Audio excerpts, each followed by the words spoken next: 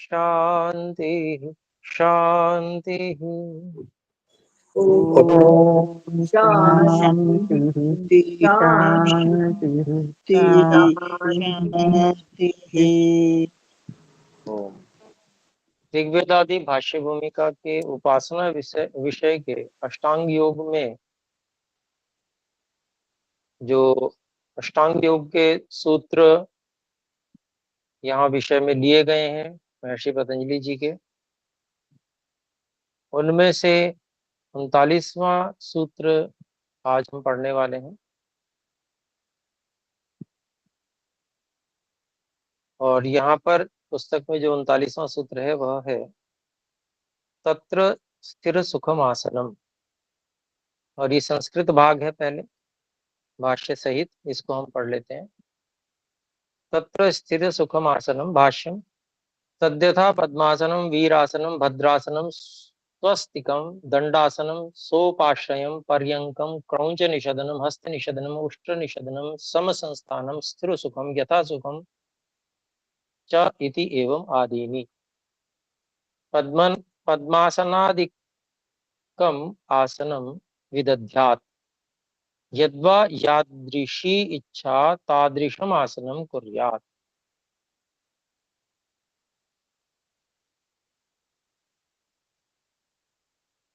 फिर इसके बाद में इससे क्या लाभ है, तो सूत्र है ततो ततो द्वंद्वानभिघातः।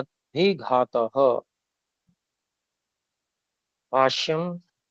शीतोष्णादिभिः द्वंद्वैः आसनजयात् न अभिभूयते।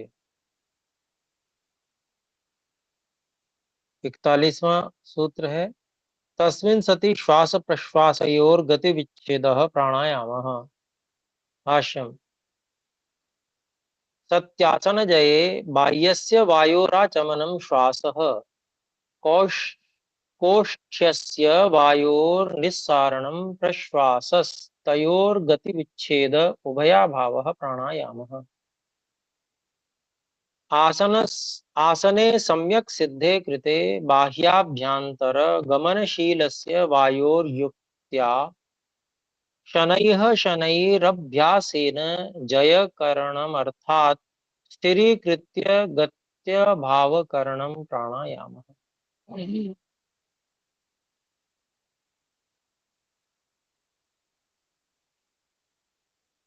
42वां सूत्र है स तु बाह्याभ्यंतर स्तंभ वृत्ति देश काल संख्याभिः परिदृष्टो दीर्घ सूक्ष्मः।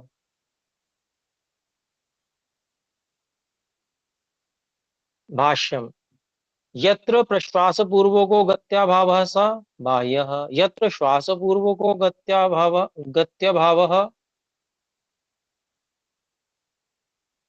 स आभ्यंतरः।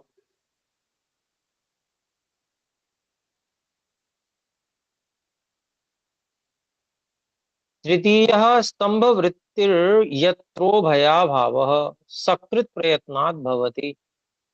यथा तप्ते न्यस्तम उपले जलम सर्वतः संकोचमापद्यते तथा द्वयोर्युगपद् गत्यभाव इति। बालबुद्धिभिः बालबुद्धिभिरंगुल्यंगुष्ठाभ्याम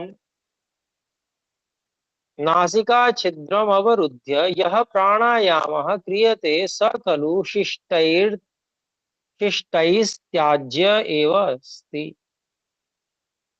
किन्तु अत्र बाह्याभ्यन्तरांगेषु शान्तिशैथिल्ये सम्पाद्य सर्वांगेषु यथावत् स्थितेषु सत्सु बाह्यदेशं गतं प्राणं तत्रैव यथाशक्ति संरुध्य प्रथमो बाह्याख्यः प्राणायामः कर्तव्यः। तथा उपासकैः यह बाह्यात् देशात् अन्तः प्रविशति तस्याभ्यंतर एव यथाशक्ति निरोधः क्रियते स आभ्यंतरो द्वितीयः सेवनीयः। एवं बाह्याभ्यंतराभ्याम अनुतिष्ठ बाह्याभ्यंतराभ्याम अनुष्ठिताभ्याम द्वाभ्याम कदाचित् उभयोः युगपत् संरोधो यह क्रियते स स्तंभ वृत्तिस् तृतीयः प्राणायामो अभ्यसनीयः।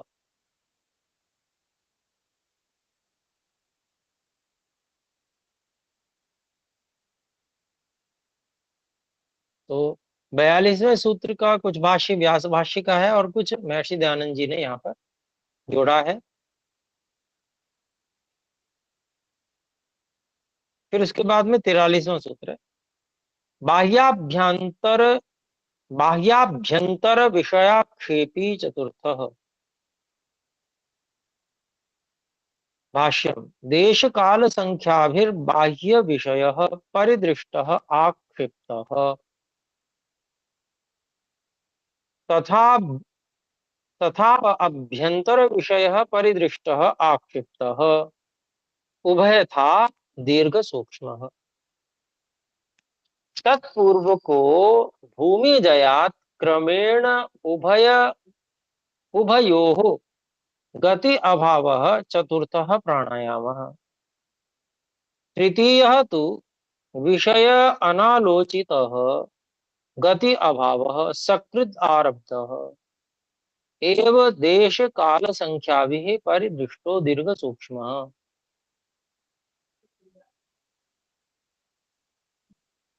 चतुर्थस्तु श्वास प्रश्वासयोः विषय अवधारणात्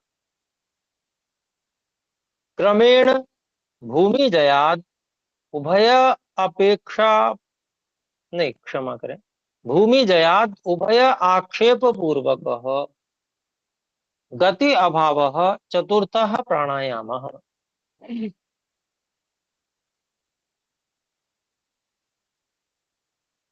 इति अयम विशेष इति।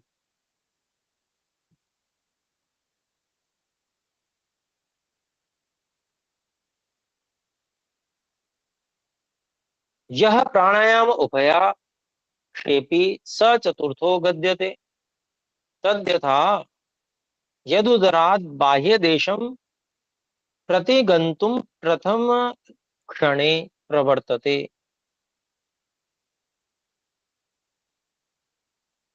तं संलक्ष्य पुनः बाह्य देशं प्रति एव प्राणाः प्रक्षेतव्याः।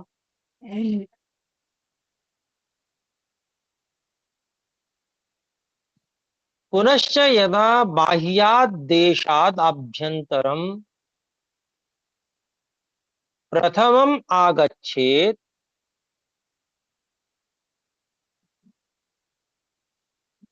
तम अभ्यं तम आभ्यन्तरम् एव पुनः पुनः यथाशक्ति गृहीत्वा तत्रैव स्तम्भयेत् स द्वितीयः। एवं द्वयोः एतयोः क्रमेण अभ्यासेन गति अभावः क्रियते स चतुर्थः प्राणायामः। यस्तु खलु तृतीयोऽस्ति स नैव बाह्याभ्यन्तराभ्यास स यस्तु खलु तृतीयोऽस्ति स नैव बाह्य आभ्यन्तरस् अभ्यासस्य अपेक्षां करोति किंतु यत्र यत्र देशे प्राणो वर्तते तत्र तत्रैव सकृत् स्तम्भनीयः। यथा किमपि अद्भुतं दृष्ट्वा मनुष्यश्चकितो भवति तथैव कार्यम इति अर्थः। ये जो है आसन और प्राणायाम के विषय में महर्षि पतंजलि जी के सूत्र, ऋषि व्यास जी के का जो भाष्य है व्यास भाष्य, और महर्षि दयानंद सरस्वती जी का भी इसमें भाष्य इसमें लिया गया है। तो इसका हम आर्य भाषा भाषार्थ अब देखते हैं। तत्र स्थिर सुखम इत्यादि। अर्थात जिसमें सुखपूर्वक शरीर और आत्मा स्थिर हो उसको आसन कहते हैं, अथवा जैसी रुचि हो वैसा आसन करें।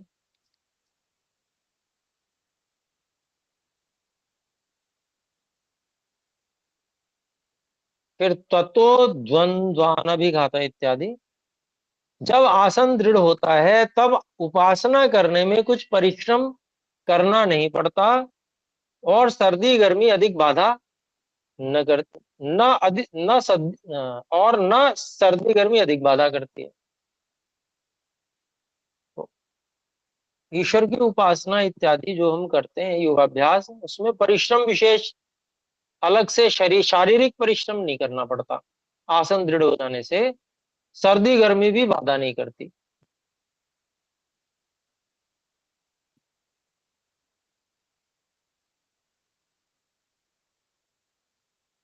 फिर तस्मिन सती श्वास प्रश्वास, यहाँ पर प्राणायाम की बात आ गई। जो वायु बाहर से भीतर को आता है उसको श्वास, और जो भीतर से बाहर जाता है उसको प्रश्वास कहते हैं। उन दोनों के आने जाने को विचार से रोके, नासिका को हाथ से कभी ना पकड़े, किंतु ज्ञान से ही उनके रोकने को प्राणायाम कहते हैं। संस्कृत भाग में भी ये बात कही है महर्षि दयानंद जी ने। यहाँ थोड़ा आर्य भाषा में थोड़ा संक्षेप से बताया। फिर आगे कहते हैं, और यह प्राणायाम 4 प्रकार से होता है। सतु बाह्य बाह्य अभ्यंतर आभ्यंतर इत्यादि। अर्थात एक बाह्य विषय, दूसरा अभ्यंतर विषय, तीसरा स्तंभ वृत्ति।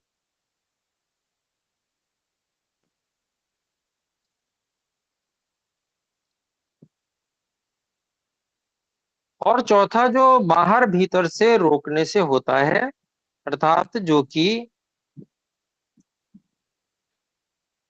बाह्याभ्यंतर विषयाक्षेपी इत्यादि है ना, इस सूत्र का विषय है।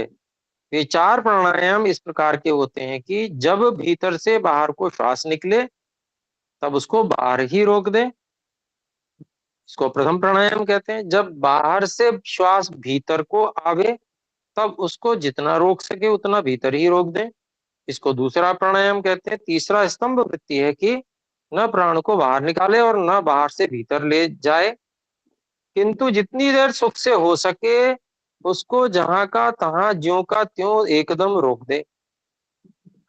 और चौथा यह है कि जब श्वास भीतर से बाहर को आवे तब बाहर ही कुछ रोकता रहे, और जब बाहर से भीतर जाए तब उसको भीतर ही थोड़ा थोड़ा रोकता रहे। इसको बाह्याभ्यंतराक्षेपी कहते हैं।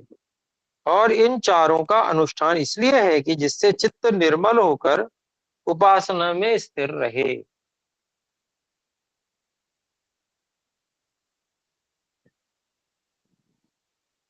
तो प्राणायाम की विधि यहाँ पर बहुत सुंदर ढंग से बताई और लाभ भी बताया। हस्तोत्थापन हुआ है। जी बहन अंजलि जी आचार्य जी, बोले। आचार्य जी नमस्ते। वो ये जो फिर अलोम विलोम करते हैं उसमें जैसे हम हाथ से नासिका को रोकते हैं, तो वो प्राणायाम में नहीं आता है क्या? जी वो प्राणायाम ध्यान का प्राणायाम नहीं है, और उसको भी यदि आप अभ्यास करेंगे तो बिना नासिका पकड़े हो जाएगा।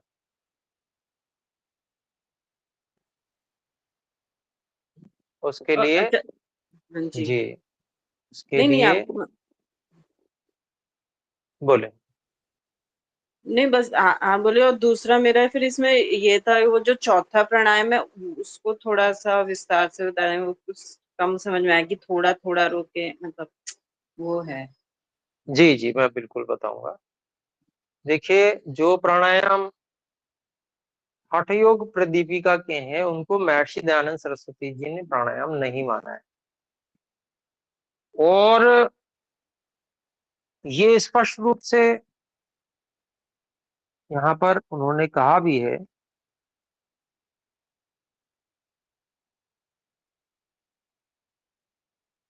संस्कृत भाग में कहा है,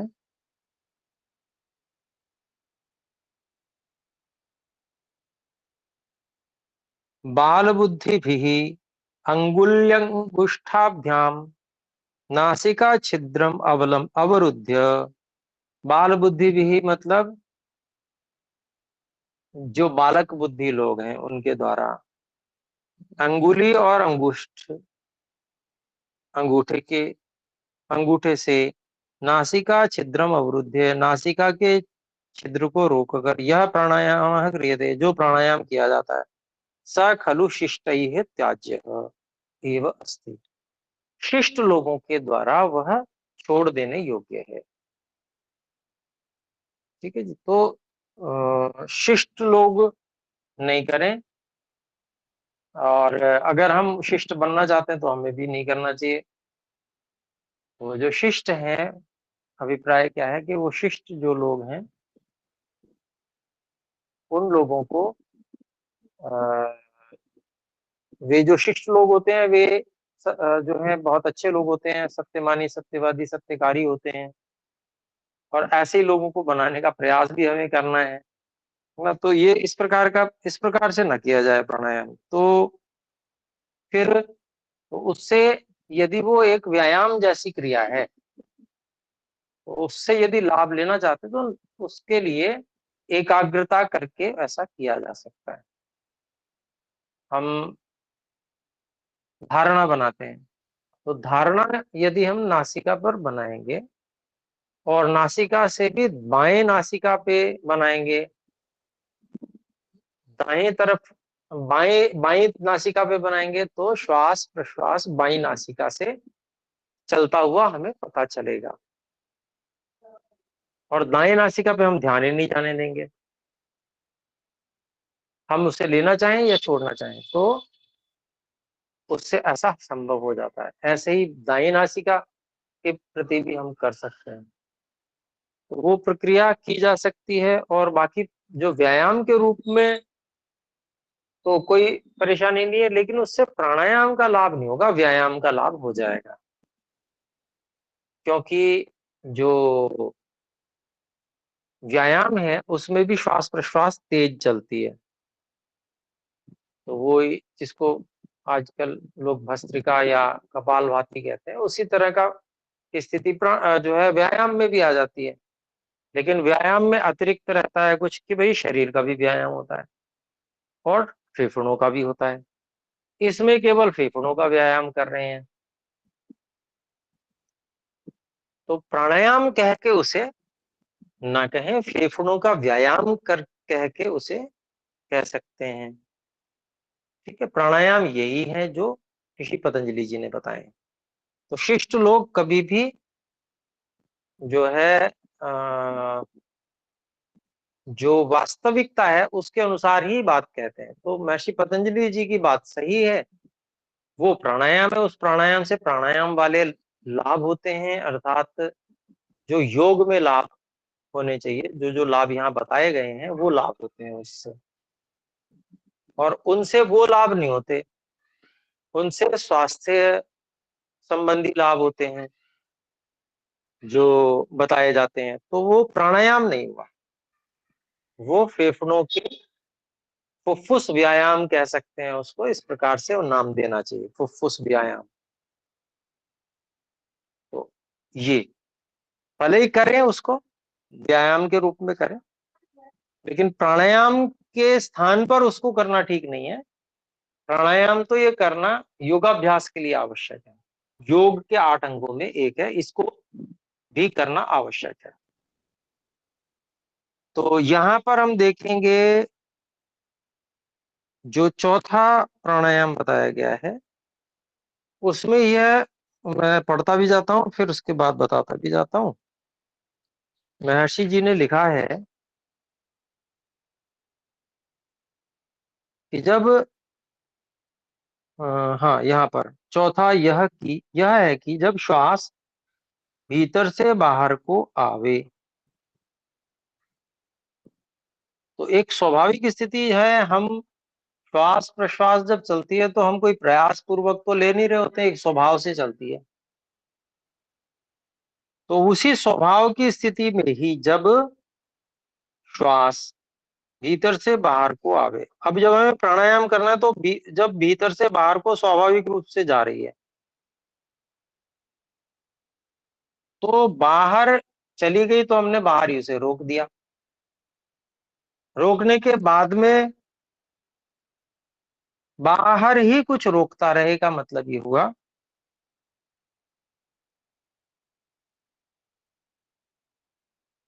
कि हम उसे रोके रखें, ये मतलब है। फिर आगे बात कही, और जब बाहर से भीतर को जावे, ये बात कही, मतलब जब बाहर चली जाएगी उसके बाद हम उसको जहां जितनी गई उसको हमने वहीं रोक दी, और रोकने के बाद में बाहर से जब भीतर को लेने की इच्छा होगी, ये अभिप्राय हुआ।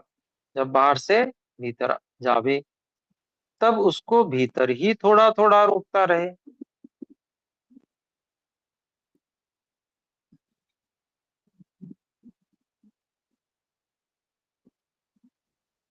तो थोड़ा थोड़ा रोकने का अभिप्राय ये है कि जैसे थोड़ा रोका, रोकने के बाद में फिर वहां पर जैसे मान लीजिए बाहर रोका हुआ है, बाहर जा रही है, हमने बाहर ही रोक दिया। अब उसको लेने की इच्छा होगी, लेकिन उसको हमें रोकते रहना है, लेना नहीं। अब ये कैसे हो सकता है? तो क्योंकि हम सामान्य रूप से श्वास ले रहे थे, और श्वास सामान्य रूप से बाहर कर रहे थे, तो सामान्य रूप से जितनी बाहर गई हमने वहीं पर उसे रोक दिया। अब रोकने के बाद में अंदर कुछ ना कुछ शेष रह जाती है, बची रह जाती है। तो जब अंदर लेने की इच्छा होगी तो वो जो बची हुई अंदर की है ना, उसको थोड़ा सा और छोड़ देंगे। तो ये हमारा अनुभव बनेगा कि हमने जरा सा और बाहर छोड़ दिया, तो उससे जो लेने की इच्छा थी वो समाप्त हो गई। अंदर लेने की इच्छा थी वो समाप्त हो गई, थोड़ी देर के लिए रुक गई, ऐसा अनुभव आएगा। हमने थोड़ी सी ही जो अंदर बची हुई थी उसको थोड़ा सा ही बाहर छोड़ा, अब फिर लेने की इच्छा करेगी, थोड़ी देर बाद फिर इच्छा करेगी, तो हम लेंगे नहीं, फिर थोड़ा सा और छोड़ देंगे। तो ऐसे करेंगे तो ये बाहर रोकता जाए, इसका अभिप्राय हो गया। तो ऐसा 2 बार, 3 बार, 4 बार, 5 बार कर सकते हैं, और उससे हमें पता चलेगा कि हमारी श्वास को बाहर रोकने का जो समय है वो बढ़ गया। और जब हम फिर उसको अंत में भीतर ग्रहण कर लेंगे, ले लेंगे। अब जितना हम लेते हैं सामान्य रूप से वो हम लेंगे, तो बहुत ज्यादा हम भर नहीं लेते हर बार, तो जितना सामान्य रूप से लेते हैं ले लेंगे, फिर उसको रोक लेंगे। अब रोक लिया तो भीतर ही रोकता जावे का अभिप्राय क्या होगा कि अब जब हमने अंदर ले लिया तो अब रोक भी लिया, तो रोकने के बाद वापस छोड़ने की इच्छा होगी, तो छोड़ेंगे नहीं बल्कि छोड़ेंगे नहीं परंतु और लेंगे। हाँ थोड़ा सा, क्योंकि हमने पूरा गहरे तक तो लिया नहीं था, पूरा गहरे तक तो लिया नहीं था। अगर पूरा भर लेते तो लेने की गुंजाइश ही नहीं होती, लेकिन हमने सामान्य रूप से ऐसा किया था, तो अब हमारे पास में थोड़ा सा और अवसर है कि हम थोड़ा सा भर सकते हैं, लेकिन हम पूरा और ज्यादा नहीं भरेंगे, थोड़ा सा भरेंगे। और हम देखेंगे कि जब हम थोड़ा सा भरते हैं, हल्का सा लेते हैं, तो हमारी जो इच्छा है छोड़ने की वो थोड़ी देर के लिए रुक जाती है। फिर ऐसे ही जब इच्छा हो फिर थोड़ा सा और ले लेंगे। तो जब तक ये पूरा अंदर भर नहीं जाता तब तक ऐसा कर सकते हैं हम। 2 बार, 4 बार, 5 बार, जितनी बार हो सकेगा। ऐसा करने से हमें ये अनुभूति आएगी कि ये जो अ, सामान्य प्रक्रिया है, इसमें हमारे को जो इच्छा होती है छोड़ने और लेने की, इसमें इस तरह से हम कर सकते हैं कि हम इसमें समय बढ़ा सकते हैं। तो फिर योगाभ्यास करते समय इसी प्रकार की प्रक्रिया हम करेंगे। तो उससे प्राण वश में आ जाएगा का अभिप्राय क्या है? दीर्घ और सूक्ष्म हो जाएगा। यानी कि काफी समय तक हम श्वास निकालते ही रह सकते हैं। काफी समय तक हम ले रहे हैं तो लेते ही रह सकते हैं। यानी कि लंबा होता जाएगा समय। लेने का भी बहुत लंबा हो जाएगा और छोड़ने का भी बहुत लंबा हो जाएगा। इसी को दीर्घ और सूक्ष्म होना कहते हैं। और साधना में बैठे बैठे जब हम इसको करते रहेंगे और फिर जैसे ही हम एकाग्र होंगे, तो पहले तो हम इसको प्रयास पूर्वक करेंगे, लेकिन फिर उसके बाद में जैसे ही हम एकाग्रता में जाएंगे तो ये स्वाभाविक रूप से इतनी ही हल्की और गहरी रहेगी।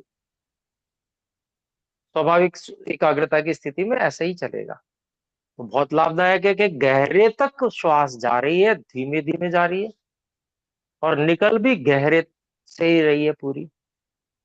तो ये जो दीर्घ और सूक्ष्म होना है, ये बहुत लाभदायक है। स्वास्थ्य की दृष्टि से भी बहुत अच्छा है। इससे शरीर को पूरा विश्राम भी मिलता है, सामर्थ्य भी बहुत अच्छी रहती है इसमें। और एकाग्रता जब बहुत धीमी श्वास होती है तो एकाग्रता बनाने में कुछ भी कठिनाई नहीं होती। अगर श्वास प्रश्वास तेज चल रही है तो श्वास प्रश्वास ही बाधक बन जाएगी एकाग्रता करने। हिल जाएंगे कुछ ना कुछ, श्वास प्रश्वास से कुछ तो हिलता ही है।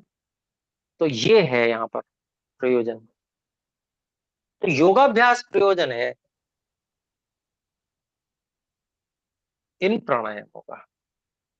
एकाग्रता के लिए जो धारणा है उसमें योग्यता विशेष बन जाती है इससे। तो मैं समझता हूँ समझ में आ गया होगा, तो हम आगे बढ़ते हैं।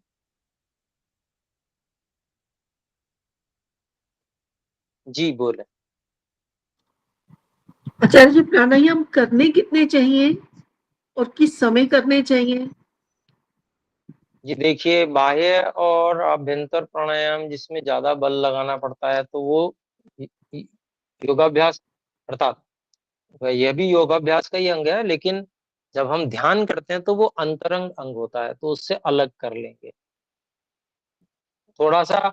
जब हम ध्यान करते हैं तो उससे ध्यान का समय मान लीजिए हमें आधा घंटा लगाना है, तो 10 मिनट हम और पहले बैठ जाएंगे, कम से कम हम प्राणायाम कर पाए। ठीक है, तो उसमें ये अपनी सामर्थ्य के ऊपर निर्भर है कि हम कितना कर सकते हैं। करना चाहिए कम से कम 3 तो करने ही चाहिए। महर्षि दयानंद सरस्वती जी ने सबके लिए लिखा है, कोई से 3। तो जो अभ्यास हम कर रहे हैं, मान लीजिए हम बाह्य का कर रहे हैं तो बाह्य 3 करेंगे। अभ्यंतर का अभ्यास कर रहे हैं, अभ्यंतर प्राणायाम तो हम वो भी 3 कर लेंगे कम से कम। और खाने पीने और की स्थिति क्या रहनी चाहिए? मतलब जी, ये अब एक तो स्वस्थ व्यक्ति को करना चाहिए। कितने ही लोगों को उदर रोग होता है, पेट में गैस भर जाती है ना, ये और जो वात वात अनुलोम नहीं रहती, नीचे की ओर से नहीं निकलती, ऐसे लोगों को हानि हो जाती है। प्राणायाम जो है लाभ नहीं करता। स्वस्थ अवस्था में अच्छे से स्वस्थ होके फिर करें प्राणायाम तो और अधिक बल भी बढ़ेगा और बुद्धि भी बढ़ेगी, एकाग्रता भी बढ़ेगी। तो ये जो है जब स्वस्थ अवस्था में करेंगे तो देखिए, जो प्राणायाम है वो रोक्षण करता है, रोक्षता उत्पन्न करता है। तो आहार में घृत आदि का प्रयोग करना चाहिए, स्निग्धता हम लेते रहें तो रुक्षता का की प्रतीति हो जाती है। वायु बढ़ जाने से या किसी और प्रकार से शरीर में रूखापन आ जाता है, ऐसा समझ में आता है तो हम घृत आदि का प्रयोग अपने जो जितना हमारा पाचन है उसके अनुसार करें और उसी के अनुसार संतुलन बनाएं कि हमें इतना घृत हजम हो जाता है तो हम इतना बल लगा सकते हैं, इतने प्राणायाम कर सकते हैं। अगर हमने ज्यादा प्राणायाम कर लिए और घृत की आवश्यकता अधिक हुई और हमारी पाचन शक्ति ठीक नहीं है उतनी, तो क्या होगा? हम घृत अगर ज्यादा खा भी लेंगे तो हम बीमार पड़ जाएंगे, नुकसान करेगा और पच नहीं पाएगा, लगेगा नहीं शरीर में, जहां अपेक्षित है वहां नहीं पहुंच पाएगा। तो वो एक हमें ये पता होना चाहिए कि भाई हम इतना आसानी से समय से अगले भोजन के समय से पहले इतना हमको ये जो भी हम खाते पीते हैं वो अच्छे से हजम हो जाता है, पाचन हमारा अच्छे से हो जाता है, हम स्वस्थ रहते हैं, शरीर में उपयोग में आ जाता है वो। जब हमें पता है हम उसी के अनुसार इतना करने से हमें ठीक रहता है। ये सबका अलग अलग है, ये हम निर्धारण ऐसे नहीं कह सकते कि आप कितना कर लो। 3 तो कम से कम सब कर ही लेंगे, कोई इतनी बड़ी बात नहीं। 7 भी कर सकते हैं, 21 भी कर सकते हैं। जितना अभ्यास करेंगे और आप स्वस्थ रहते हुए करेंगे, स्वस्थ भी रहना बहुत आवश्यक है, तो परिणाम उतने जल्दी मिल जाएंगे। तप है, प्राणायाम जो है तप है, तो उसको हम जितनी हमारे शरीर की क्षमता है उसके अनुसार हम निर्धारित करके और करते चलेंगे। ऐसा नहीं कि हमें जल्दी करना है, हमें जल्दी रिजल्ट चाहिए, तो हम शरीर में क्षमता है नहीं, हम ज्यादा कर लेंगे तो लाभ के स्थान पे हानि हो जाएगा, शरीर रोगी पड़ जाएगा, तो फिर मन प्रसन्न कैसे रहेगा, एकाग्र भी नहीं हो पाएगा, धारणा केंद्र भी जो है वहां पर एकाग्रता नहीं हो पाएगी। तो ऐसे करके हमें स्वयं निर्धारण करना है हमारे लिए कितना उपयुक्त है, और उसको हम पूरी जिसको निष्ठा के साथ में जो भी हम प्राणायाम करें वो करें। ये पूरी निष्ठा होनी चाहिए और उसको हम पूरी निष्ठा के साथ में करें, स्वस्थ जब हम हो स्थिति हो, और भोजन से कुछ गैप रहना चाहिए, कम से कम 2-3 घंटे का ये जरूर गैप होना चाहिए। 3 घंटे का रह जाए तो ज्यादा अच्छा है, नहीं तो कम से कम 1.5-2 घंटे का तो गैप हो ही हो भोजन से। ऐसे हम कर सकते हैं, ठीक है जी। ठीक है सर। तो ये हमारा प्राणायाम का विषय हो गया, और इसमें हम जो बात कर रहे थे चौथा प्राणायाम जो था, तो यहाँ पर ये बताया गया है कि इन चारों का अनुष्ठान इसलिए है कि जिससे चित्त निर्मल होकर उपासना में स्थिर रहे। तो प्राण पर नियंत्रण होने से चित्त सात्विक स्थिति को प्राप्त करता है।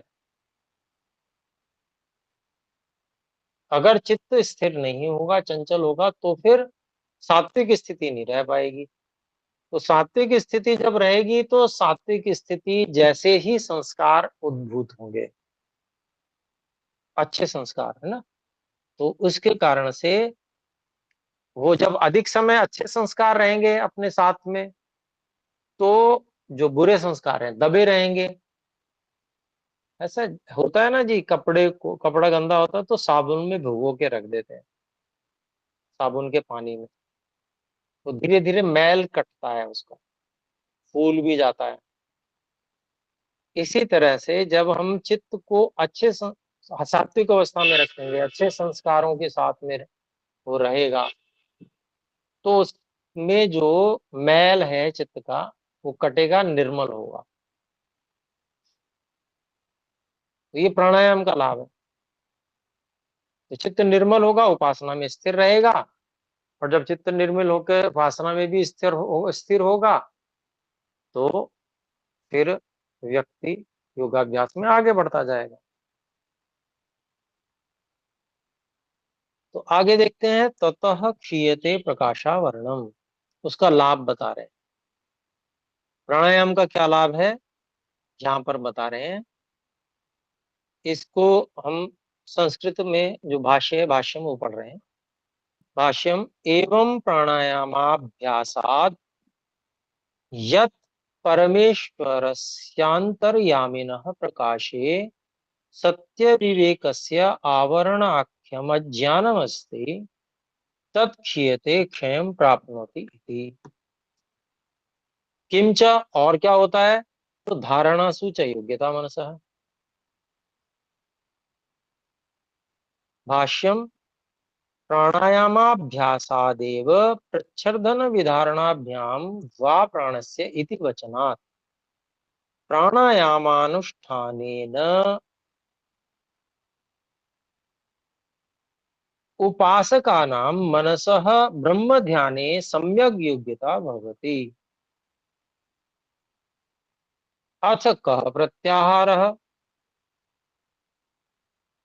प्रत्याहार का सूत्र है स्विषया संप्रयोगे चित्तस्य स्वरूपानुकार इवेन्द्रियाणां प्रत्याहारः।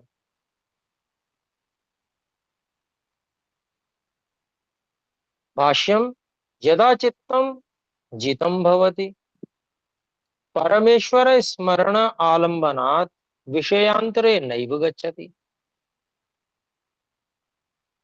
तद इंद्रियाणां प्रत्याहारो अर्थात निरोधो भवति।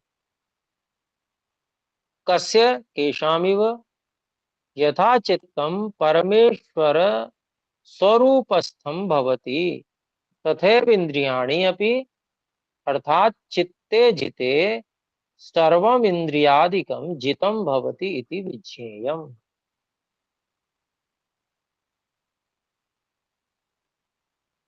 43वां सूत्र है ततः परमावश्यतेन्द्रियाणाम्। भाष्यम ततस्तदनन्तरं स्वस्वविषया संप्रयोगे अर्थात स्वस्वविषया निवृत्तौ स्वस्वविषया निवृत्तौ सत्याम इंद्रियाणां परमावश्यता यथावत विजयो जायते। उपासको यदा यदा ईश्वरोपासनं कर्तुं प्रवर्तते तदा तदा एव चित्तस्य इंद्रियाणां च वश्यत्वं कर्तुं शक्नोति इति। 48वां सूत्र है देशबन्धश्चित्तस्य धारणा। भाष्यम नाभिचक्रे हृदय पुंडरीके मूर्धनि ज्योतिषि नासिकाग्रे जिह्वाग्रे इति एवं आदिषु देशेषु बाह्ये वा विषये चित्तस्य वृत्तिमात्रेण बंध इति बंधो धारणा। बाह्ये विषये अर्थात ओंकार बिंदौ वा, ये ब्रैकेट में जोड़ा गया है, लिखा गया है और टिप्पणी में यहाँ पर बता रहे हैं अयम पाठो योग भाष्यस्थस्य बाह्ये वा देशे इत्यस्य व्याख्यानुरूपः अयम हस्तलेखे पठ्यत इति। अर्थात यहाँ बता रहे हैं कि ये जो पाठ है योग भाष्य में जो बाह्य व देशे इसका व्याख्यान रूप है और यह हस्तलेख में पढ़ा गया है। ऋषि दयानंद जी का हस्त जो स्वयं लिखी गई ऋग्वेद भाष्य भूमिका वहां पर संस्कृत भाग में हस्तलेख में मिलता है, इसलिए यहाँ पर जोड़ दिया है।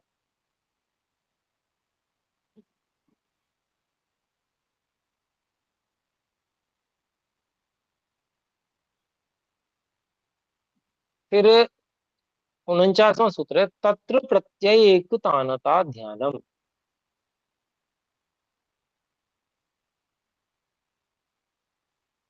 भाष्यम तस्मिन् देशे ध्येयालंबनस्य प्रत्ययस्य एकतानता सदृशः प्रवाहः प्रत्यांतरेण अपरामृष्टः ध्यानम तदेवार्थमात्र निर्भासम स्वरूप शून्यमेव समाधिः। तो भाष्य में इसका ध्यान समाध्योः अयं भेदः ध्याने मनसो ध्यात्यात्मविषयकत्वात् मैत्री ध्यान ध्येयाकारेण विद्यमाना वृत्ति भवति। समाधेः तु परमेश्वर स्वरूपे तदानंदे च मग्नः स्वरूप शून्य इव भवति इति।